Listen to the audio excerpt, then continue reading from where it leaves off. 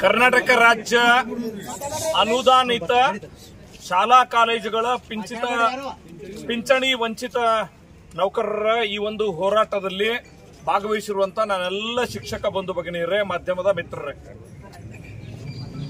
ಜಿಲ್ಲಾಡಳಿತದಿಂದ ಇದನ್ನು ತೆಗೆದುಕೊಂಡು ಹೋಗ್ಲಿಕ್ಕೆ, ಮನವಿ ತೆಗೆದುಕೊಂಡು ಹೋಗ್ಲಿಕ್ಕೆ ಇನ್ನೂ ಯಾರಾದರೂ ಬರಬೇಕಾಗಿದೆ.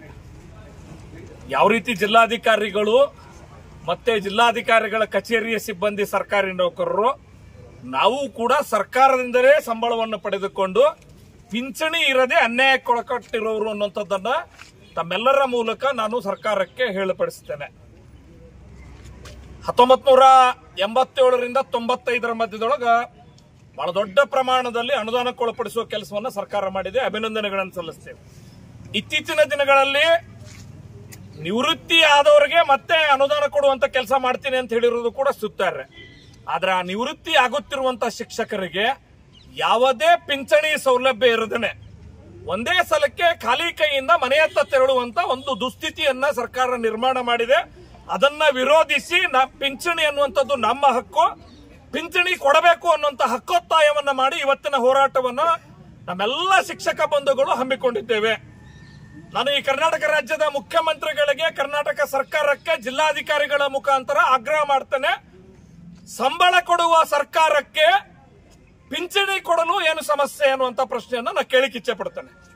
ಸ್ವಾಮಿ, ಇದಕ್ಕೂ ಮುಂಚೆ ನಮ್ಮ ಜೊತೆ ಕೆಲಸ ಮಾಡುವ, ನಮ್ಮ ಶಾಲೆಯಲ್ಲೇ ಕೆಲಸ ಮಾಡುವ ಶಿಕ್ಷಕರಿಗೆ ಪಿಂಚಣಿ ಕೊಡ್ತಿದ್ದೀರಿ, ಆದ್ರೆ ನಮಗೆ ಮಾತ್ರ ಪಿಂಚಣಿ ಏಕಿಲ್ಲ ಅನ್ನುವಂತ ಬಹಳ ದೊಡ್ಡ ಯಕ್ಷ ಪ್ರಶ್ನೆಯನ್ನ ಇವತ್ತು ಸರ್ಕಾರಕ್ಕೆ ಮಾಡ್ತೇನೆ. ಕರ್ನಾಟಕ ರಾಜ್ಯದ ಶಿಕ್ಷಣ ವ್ಯವಸ್ಥೆಯನ್ನ ಗಮನಿಸಿದಾಗ 3 ವ್ಯವಸ್ಥೆಯನ್ನ ನಾವು ನೋಡ್ತೇವೆ. ಒಂದು ಸರ್ಕಾರಿ, ಇನ್ನೊಂದು ಅನುದಾನಿತ, ಇನ್ನೊಂದು ಅನುದಾನ ರಹಿತ ಅನ್ನುವಂತ 3 ವ್ಯವಸ್ಥೆಗಳಿದೆ. 3 ವ್ಯವಸ್ಥೆಗಳಿಂದ ತನ್ನದೇ ಆಗಿರುವಂತಹ ಕೊಡುಗೆಯನ್ನ ಶಿಕ್ಷಣ ಪ್ರಸರಣದಲ್ಲಿ ಮಾಡಿಕೊಂಡು ಹೋಗ್ತಿರೋದ್ರಿಂದ ಅನುದಾನಕ್ಕೆ ಒಳಪಡಿಸಿ ಸಂಬಳ ನಾವು ಕೊಡ್ತೇವೆ ಅಂತೇಳಿ ಸರ್ಕಾರ ಮುಂದೆ ಬಂದಿದೆ. ಸಂಬಳ ಮಾತ್ರ ನಮ್ಮ ಜವಾಬ್ದಾರಿ, ಆದ್ರೆ ನಿಮಗೆ ಕೊಡಬೇಕಾಗಿರುವಂತಹ ಪಿಂಚಣಿ ಕೊಡಲ್ಲ ಅಂತ ಹೇಳಿರೋದು ಒಂದೇ ಶಾಲೆಯಲ್ಲಿ ಇರುವಂತಹ ಶಿಕ್ಷಕರ ಮಧ್ಯದಲ್ಲಿ ತಾರತಮ್ಯ ಮಾಡುವಂತದ್ದಾಗಿದೆ. ಈ ದೇಶದ ಸಂವಿಧಾನ ಈ ರೀತಿಯ ಡಿಸ್ಕ್ರಿಮಿನೇಷನ್ ಅನ್ನ ಯಾವುದೇ ಕಾರಣಕ್ಕೂ ಒಪ್ಪಲ್ಲ. ಈ ಸಂವಿಧಾನ ವಿರೋಧಿ ಧೋರಣೆ ಏನು ಸರ್ಕಾರಗಳದಿದೆ ಅದನ್ನ ವಿರೋಧಿಸಿ ಇವತ್ತು ಸರ್ಕಾರದ ಗಮನ ಸೆಳೆಯುವ ಸಲುವಾಗಿ ನಾವೆಲ್ಲ ಹೋರಾಟ ಮಾಡ್ತಿದೀವಿ. 2014ರಲ್ಲಿ ಬೆಳಗಾವಿ ಅಧಿವೇಶನದೊಳಗೆ ಆಗಿನ ಸರ್ಕಾರ ಒಂದು ಕಾಯ್ದೆಯನ್ನು ತಗೊಂಡ್ಬಂದಿದೆ. ಸಂಬಳ ಸವಲತ್ತು ಸೇವಾ ವಿಷಯಗಳ ವಿಷಯದಲ್ಲಿ ಸರ್ಕಾರಿ ನೌಕರ ತತ್ಸಮಾನವಾಗಿರಬೇಕು ಅನ್ನುವಂಥದ್ದನ್ನ ಕಾಯ್ದೆಗೆ ತಿದ್ದುಪಡಿ ತಂದು ಆಗಾಗ್ಗೆ ಸರ್ಕಾರ ತೀರ್ಮಾನಿಸುವಂತಿರಬೇಕು ಅನ್ನುವಂಥ ತಿದ್ದುಪಡಿ ಅಂತಂದಿದೆ. ಆ ತಿದ್ದುಪಡಿಯನ್ನ ರದ್ದುಗೊಳಿಸಬೇಕು. ಅದರ ಜೊತೆಗೆ ಪಿಂಚಣಿ ಹಿಂದಿನ ಸೇವೆಯನ್ನು ಪರಿಗಣಿಸದೇ ಇರುವಂತ ಸೇವೆಗೆ ಸೇರಿದ ದಿನಾಂಕದಿಂದ ಅಲ್ಲ ಅನುದಾನಕ್ಕೆ ಒಳಪಟ್ಟ ದಿನಾಂಕದಿಂದ ಅನ್ನುವಂತ ಕಾಯ್ದೆಯನ್ನು ಏನ್ ಮಾಡಿದ್ದಾರೆ ಅದನ್ನು ಹಿಂತೆಗೆದುಕೊಳ್ಬೇಕು ಅನ್ನುವಂತ ಹಕ್ಕೊತ್ತಾಯವನ್ನು ಕೂಡ ಈ ಸಂದರ್ಭದಲ್ಲಿ ಮಾಡ್ತಾ ನಾನು ಕರ್ನಾಟಕ ಸರ್ಕಾರ ಕಂಡುಬಿಡಬೇಕು, ಕಿವಿ ತಳ್ಕೊಳ್ಬೇಕು, ನಮ್ಮ ಪಿಂಚಣಿಯ ಬೇಡಿಕೆಯನ್ನು ಈಡೇರಿಸಬೇಕು ಅಂತ ಹೇಳಿ ನಾನು ಆಗ್ರಹ ಮಾಡ್ತೇನೆ. ಜಿಲ್ಲಾ ಘಟಕ ವಿಜಯಪುರ ಇವರ ಇಂದು ಮಾನ್ಯ ಜಿಲ್ಲಾಧಿಕಾರಿಗಳ ಮುಖಾಂತರ ಕರ್ನಾಟಕ ಸರ್ಕಾರಕ್ಕೆ ಅನುದಾನಿತ ಶಾಲಾ ಕಾಲೇಜುಗಳ ನೌಕರರು ಒಟ್ಟಿಗೆ ಸೇರಿಕೊಂಡು ಇವತ್ತು ಪಿಂಚಣಿಗಾಗಿ ನಮ್ಮ ಬೇಡಿಕೆಯನ್ನ ಸಲ್ಲಿಸ್ತಾ ಇದ್ದೇವೆ. ಬಂಧುಗಳೇ, 1/4/2006 ಪೂರ್ವದಲ್ಲಿ ಸರ್ಕಾರಿ ಮತ್ತು ಅನುದಾನಿತ ವ್ಯವಸ್ಥೆಯಲ್ಲಿ ಯಾವುದೇ ವ್ಯತ್ಯಾಸಗಳಿರಲಿಲ್ಲ. 1/4/2006ರಲ್ಲಿ ಏನ್ ಮಾಡಿದ್ರು ಅಂತಂದ್ರೆ ಸರ್ಕಾರಿ ನೌಕರರಿಗೆ NPS ಅಂತೇಳಿ ಮಾಡಿದ್ರು. ಬಟ್ ಅನುದಾನಿತ ಶಾಲಾ ಕಾಲೇಜುಗಳ ನೌಕರರಿಗೆ ಏನ್ ಮಾಡಿದ್ರು ಅಂತಂದ್ರೆ ಯಾವುದೇ ತರನಾಗಿರ್ತಕ್ಕಂಥ OPS ಇಲ್ಲ, NPS ಇಲ್ಲ ಅಂತಕ್ಕಂಥ ವ್ಯವಸ್ಥೆಯನ್ನು ಜಾರಿಗೆ ತಂದ್ರು. ಆದ್ರೆ ಅದಕ್ಕಿಂತ ಬಿಫೋರ್ ನೋಡಿದಾಗ ನಮ್ಮ ಜೊತೆಗೆ ಕೆಲಸ ಮಾಡೋರು, ನಮ್ಮ ಸಾಹೇಬ್ರು ಹೇಳಿದಾಗ ನಮ್ಮ ಜೊತೆಗೆ ಕೆಲಸ ಮಾಡೋರು ಅವರು OPS ನಲ್ಲಿ ನಿಶ್ಚಿತ ಪಿಂಚಣಿ ವ್ಯವಸ್ಥೆಯಲ್ಲಿದ್ದಾರೆ. ಬಟ್ ನಾವು ಈ ಸದ್ಯ 1/4/2006ರಿಂದ ಈಚೆಗೆ ಸೇರಿದವರು ಯಾವ ವ್ಯವಸ್ಥೆನೂ ಇಲ್ಲ, OPSನೂ ಇಲ್ಲ, NPSನೂ ಇಲ್ಲ. ಇಂಥ ತಾರತಮ್ಯ ಯಾಕ ಅಂತೇಳಿ ಹಲವಾರು ಬಾರಿ ಹೋರಾಟವಾಗಿದೆ. ಬಿಜಾಪುರದಿಂದಲೇ ನಮ್ಮ ಚಿತ್ರಕಲಾ ಶಿಕ್ಷಕರಾಗಿರ್ತಕ್ಕಂಥ ಗಂಗಾಧರ ಪಾಟೀಲ್ ಸರ್ ಸುಮಾರು 500 ಕಿಲೋಮೀಟರ್ ನಡಿಗೆಯನ್ನ ಕಾಲ್ನಡಿಗೆಯಲ್ಲಿ ನಡ್ಕೊಂಡು ಸುಮಾರು 21 ದಿನಗಳಿಗೆ ಕ್ರಮಿಸಿ ಅಲ್ಲಿನೂ ಕೂಡ ಕರ್ನಾಟಕ ಸರ್ಕಾರಕ್ಕೆ ನಾವು ಮನವಿಯನ್ನ ಮಾಡಿದ್ವಿ, ನಮಗ ಪಿಂಚಣಿ ಕೊಡ್ರಿ ಅಂತಕ್ಕಂಥದ್ದು. ಇಂದು ಕರ್ನಾಟಕ ರಾಜ್ಯಾದ್ಯಂತ ಎಲ್ಲ ಜಿಲ್ಲೆಗಳಲ್ಲಿ ಏಕಕಾಲಕ್ಕೆ ಮಾನ್ಯ ಜಿಲ್ಲಾಧಿಕಾರಿಗಳ ಮುಖಾಂತರ ನಾವು ಮನವಿಯನ್ನ ಸಲ್ಲಿಸ್ತಾ ಇದ್ದೇವೆ. ಬಿಫೋರ್ ಏನಿತ್ತು ನೋಡು, ಅನುದಾನಿತ ಶಾಲಾ ಕಾಲೇಜುಗಳಿಗೂ ಹಾಗೂ ಸರ್ಕಾರಿ ನೌಕರಿಗೂ OPS ಅಂತಕ್ಕಂಥ ಏನು ಪದ್ಧತಿ ಇತ್ತು ನೋಡು, ಆ ವ್ಯವಸ್ಥೆಯನ್ನ ಪುನಃ ಜಾರಿಗೆ ತರಬೇಕಾದಂತ ಅನಿವಾರ್ಯತೆ ಇದೆ. ಬರಿಗೈಯಲ್ಲಿ 70-80 ಸಾವಿರ ಪಗಾರ ತಗೊಳ್ತಕ್ಕಂಥ ನಾವುಗಳು ಕೊನೆಯ ತಿಂಗಳ ಒಂದು ಸಂಬಳ ತಗೊಂಡು ಮನೆಗೆ ಹೋದ್ರೆ ಅತ್ತಾಗ ಏನೋ ವೃದ್ಧಾಪದಲ್ಲಿರ್ತಕ್ಕಂಥ ತಂದೆ ತಾಯಿಗಳನ್ನ ನೋಡಬೇಕು, ನಮ್ಮ ಮಕ್ಕಳು ಎಜುಕೇಶನ್ ಕಲಿತಾ ಇದ್ದಾರೆ ಅವ್ರಿಗೆ ನಾವು ಎಜುಕೇಶನ್ ಕೊಡಬೇಕು.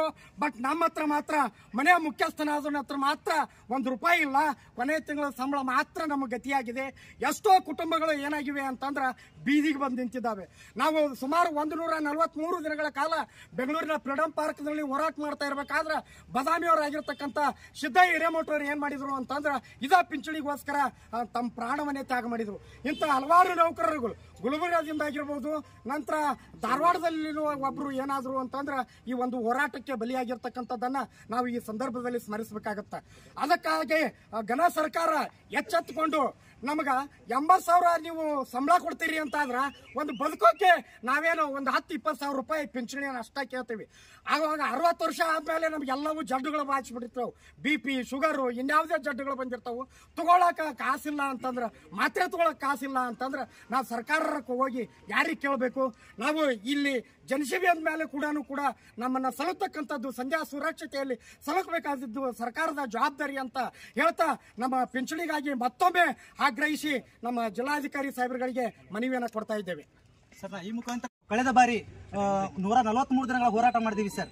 ಅಲ್ಲಿ ಅಂದ್ರೆ ಇವಾಗಿನ ಸರ್ಕಾರ ಅಂದ್ರೆ ಇವಾಗಿನ ಉಪಮುಖ್ಯಮಂತ್ರಿಗಳು ನಮ್ಮ ಹೋರಾಟ ಸ್ಥಳಕ್ಕೆ ಬಂದು ನೋಡ್ರಪ್ಪ, ನಿಮ್ಮ ಹೋರಾಟದಲ್ಲಿ 143 ದಿನ ಹೋರಾಟ ನಮ್ಮ ಗಮನಕ್ಕೆ ಬಂದೈತಿ, 5 ಜನ ಆತ್ಮಹತ್ಯೆ ಮಾಡ್ಕೊಂಡಿದ್ದಾರೆ, ಇನ್ನು ಮುಂದೆ ಆತ್ಮಹತ್ಯೆ ಆಗಬಾರ್ದು, ನಿಮ್ಗೆ ಏನಾದ್ರೂ ಮಾಡಿ ನಮ್ಮ ಸರ್ಕಾರ ನಮ್ಮ ಸರ್ಕಾರ ಅಧಿಕಾರಕ್ಕೆ ಬಂದ್ರೆ ನಿಮ್ಗೆ ಏನಪ್ಪಾ ಅಂದ್ರೆ ಮೊದಲ ತಿಂಗಳಲ್ಲೇ ಮೊದಲ ಕ್ಯಾಬಿನೆಟ್ ನಲ್ಲಿ ನಿಮ್ಗೆ ಓಲ್ಡ್ ಪೆನ್ಷನ್ ಸ್ಕೀಮ್ ಅನ್ನು ಜಾರಿ ತರ್ತೀವಿ ಅಂತ ತಿಳ್ಕೊಂಡು ಈಗಿನ ಉಪಮುಖ್ಯಮಂತ್ರಿಗಳು ನಮ್ಮ ಶ್ರೀ ಶಿವಕುಮಾರ್ ಸರ್ ಅವರು ಮಾತು ಕೊಟ್ಟಿದ್ದಾರೆ ಸರ್. ಹಾಗಾಗಿ ಮಾತು ಕೊಟ್ಟಂತೆ ನಾವು ಕೂಡ ಈ ಸರ್ಕಾರದ ಮೇಲೆ ವಿಶ್ವಾಸ ಇಟ್ಟು 1 ವರ್ಷಗಳ ಕಾಲ ಏನಪ್ಪಾ ಅಂದ್ರೆ ನಾವು ದಾರಿ ಕಂಡಿವಿ ಸರ್. ಆದ್ರೆ ಇಲ್ಲಿವರೆಗೂ ಸರ್ ಯಾವುದೇ ಒಂದು ಚಕಾರ ಎತ್ತಾ ಇಲ್ಲ ಈ ಬಗ್ಗೆ. ಹಾಗಾಗಿ ಪ್ರತಿನಿತ್ಯ ದಿನನಿತ್ಯ ಏನಪ್ಪಾ ಅಂದ್ರೆ 100 ಜನ ನೌಕರರು ನಿವೃತ್ತಿಯಾಗಿ 100 ಜನ ಅಕಾಲಿಕ ಮರಣ ಹೊಂದುತ್ತಾ ಇದ್ದಾರೆ. ಅಂತ ಕುಟುಂಬಗಳು ಬೀದಿಗೆ ಬರ್ತಾ ಇದ್ದಾವೆ. ದಯವಿಟ್ಟು ನಾವು ಇವತ್ತು ಘನ ಸರ್ಕಾರಕ್ಕೆ ಒತ್ತಾಯ ಮಾಡ್ತಾ ಇದೀವಿ, ತಾವು ಮಾತು ಕೊಟ್ಟಂತೆ ಮತ್ತು ಪ್ರಣಾಳಿಕೆಯಲ್ಲಿ ಘೋಷಣೆ ಮಾಡಿದಿರಿ, ನಮ್ಮ ಸರ್ಕಾರ ಬಂದಾಗ OPS ಜಾರಿ ಮಾಡ್ತೀವಿ ತಿಳ್ಕೊಂಡು ಮಾತು ಕೊಟ್ಟಂತೆ ತಾವು ನಡಿಬೇಕು.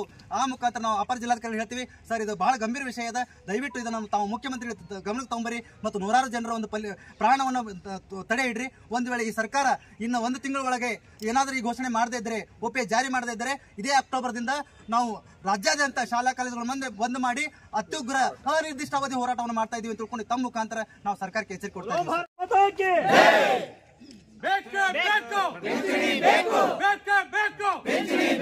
ಈಗ ನಮ್ಮನ್ನು ಉದ್ದೇಶಿಸಿ ಮಾನ್ಯ ಅಪರ ಜಿಲ್ಲಾಧಿಕಾರಿ ಸಾಹೇಬ್ ನೌಕರ ಸಂಘದ ವತಿಯಿಂದ ತಾವೆಲ್ಲ ಪದಾಧಿಕಾರಿಗಳು ಬಂದು ಮನವಿ ಕೊಟ್ಟಿದ್ರಿ. ಮನವಿಯನ್ನು ಮಾನ್ಯ ಸರ್ಕಾರ ಕಳಿಸ್ಕೊಡ್ತಾ ಇದ್ದೀನಿ.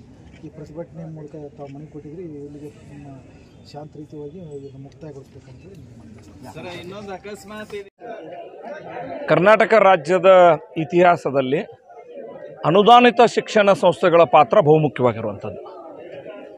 ಉತ್ತರ ಕರ್ನಾಟಕ, ಕಿತ್ತೂರು ಕರ್ನಾಟಕ ಮತ್ತು ವಿಶೇಷವಾಗಿ ಕಲ್ಯಾಣ ಕರ್ನಾಟಕ ಭಾಗದಲ್ಲಿ ಸರ್ಕಾರ ಮಾಡದೇ ಇರುವಷ್ಟು ಕೆಲಸವನ್ನು ಶಿಕ್ಷಣ ಸಂಸ್ಥೆಗಳು ಮಾಡಿವೆ. ಈ ಭಾಗದಲ್ಲಿ ಏನಾದರೂ ಶಿಕ್ಷಣದ ಪ್ರಸರಣ ಆಗಿದೆ ಅಂತ ಹೇಳಿದ್ರೆ ಅದಕ್ಕೆ ಅನುದಾನಿತ ಶಿಕ್ಷಣ ಸಂಸ್ಥೆಗಳ ಬಹುದೊಡ್ಡ ಪಾತ್ರ ಇದೆ, ಅನುದಾನ ರಹಿತ ಶಿಕ್ಷಣ ಸಂಸ್ಥೆಗಳದ್ದು ಬಹುದೊಡ್ಡ ಪಾತ್ರ ಇದೆ. ಆ ಸಂಸ್ಥೆಗಳ ಪಾತ್ರವನ್ನು ಗಮನಿಸಿ ಅಲ್ಲಿ ಕಾರ್ಯವನ್ನು ಮಾಡುವ ಶಿಕ್ಷಕರಿಗೆ ಸಂಬಳ ಕೊಡುವಂಥ ಕೆಲಸ ಆಗಾಗಿನ ಸರ್ಕಾರಗಳು ಮಾಡ್ಕೊಂಡು ಬಂದಿದೆ. ಈ ಮುಂಚೆ 1/4/2006ಕ್ಕಿಂತ ಮುಂಚೆ ಯಾರು ಕೆಲಸ ಮಾಡ್ತಿದ್ರು ಅನುದಾನಿತ ಶಿಕ್ಷಣ ಸಂಸ್ಥೆಗಳಲ್ಲಿ ಅವ್ರಿಗೂ ಕೂಡ ನಿಶ್ಚಿತ ಪಿಂಚಣಿ ವ್ಯವಸ್ಥೆ ಇತ್ತು, ಓಲ್ಡ್ ಪೆನ್ಷನ್ ಸ್ಕೀಮ್. ದುರ್ದೈವ ಏನಂದರೆ ಇತ್ತೀಚಿನ ದಿನಗಳಲ್ಲಿ ಈ ಪಿಂಚಣಿ ವ್ಯವಸ್ಥೆಯನ್ನು ಕೊಡದೆ ಆ ಕಡೆಗೆ OPS ಇಲ್ಲ, ಈ ಕಡೆ NPS ಇಲ್ಲ ಅನ್ನೋಂಥ ಸ್ಥಿತಿಯನ್ನು ಇವರು ಎದುರಿಸ್ತಾ ಇದ್ದಾರೆ. ಆ ಹಿನ್ನೆಲೆಯಲ್ಲಿ ಈ ಶಿಕ್ಷಕರಿಗೆ ನ್ಯಾಯ ಕೊಡಬೇಕು, ಪಿಂಚಣಿ ಕೊಡಬೇಕು ಅನ್ನೋಂಥ ಹೋರಾಟ ಹಿಂದೆ ಸುದೀರ್ಘವಾಗಿ ಮಾಡಿದಾಗ ಈಗ ಉಪಮುಖ್ಯಮಂತ್ರಿ ಆಗಿರುವಂಥ DK ಶಿವಕುಮಾರ್ ಅವರು ನಮ್ಮ ಹೋರಾಟದ ಸ್ಥಳಕ್ಕೆ ಬಂದು ನಮ್ಮ ಸರ್ಕಾರ ಬಂದ ತಕ್ಷಣ ನಾವು ನಿಮಗೆ ನ್ಯಾಯ ಕೊಡ್ತೇವೆ, ಈ ಪಿಂಚಣಿಯನ್ನು ಒದಗಿಸಿಕೊಡ್ತೇವೆ ಅಂತ ಭರವಸೆ ಕೊಟ್ಟಿದ್ರು.